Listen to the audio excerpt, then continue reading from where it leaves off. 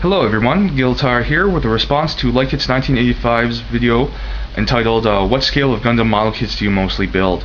For me, it is high-grade Universal Century 1:144 scale model kits. For a few reasons. First of all, the price. I can get a few of these kits for the price of one master grade. Another reason is simply that high-grade Universal Century is specifically Universal Century designs, and Universal Century is my favorite part of Gundam. The design aesthetic of the Universal Century designs are my favorite, although I do enjoy all other designs throughout the various branches of Gundam. Universal Century is something that has a design aesthetic that appeals to me the most. Another reason is simply because, like its 1985 mentioned, that it's just there's more time that you have to put into a master grade kit, and for good reason. They're just really highly detailed, complex designs, which is a great thing. But they just take more time. I can put in a few hours and put together a high grade kit, a high grade Universal Century, and be done with it for the first part of it. I do. I clean things up afterwards, and I do plan on painting them at some point. But at least just simply to get the model kit together in a sort of a satisfactory form for me only takes a couple of hours. And whereas master grades will take more time, it's just more parts. But again, that's not a bad thing, but it is a sort of time constraint issue. Another sort of reason is just I don't have the space to have an exclusive collection of master grades. It's easier for me to put away a whole bunch of smaller high grades in 1:144 scale than it is to to deal with a bunch of master grades 1:100 scale models. I do think that it's interesting that a lot of people will stick to master grades simply because of increased I guess stature or size. I mean, definitely 1:100 scale models have a really great physical presence in anyone's collection, and just the size of the models allow the engineers to implement more design features. They just have more room to work with, and that can lead to greater articulation and basically other gimmicks. But I think, though, like many people have remarked, and where I first heard it remarked was by Robert 184, where he said the lines between master grade and high grade are starting to blur in the more recent designs. And I would say the same thing goes for perfect grades and master grades as well. There are a lot of design choices that were once exclusively in perfect grade that are making their way down to master grade. So I think, to be honest, in the next few years, we're definitely going to see a continued increase of design functionality and features that will impress people if they appreciate that kind of aspect of model kits.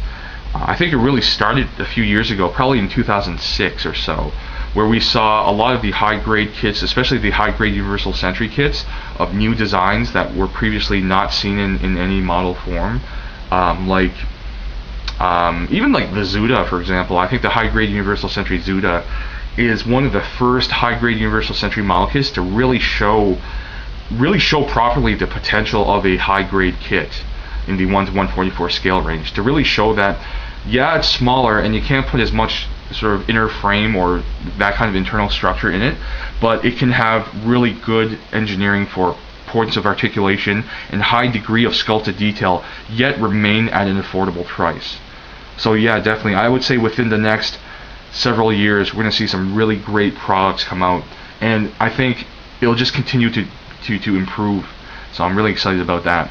Now, as far as things like action figures, like MSIA, I don't have any of those, but I do have a few Robot Damashi action figures, like the 00 Gundam, the GNX 3 A-Laws type, and I definitely see the appeal to it, because I like action figures. I do collect them, and I can see the appeal of having a finished product I can just pick up and pose in my collection. I don't need to paint it, I don't need to assemble it, and it's all ready. So I definitely would I think I will plan to buy more Robot Damashi figures in the future.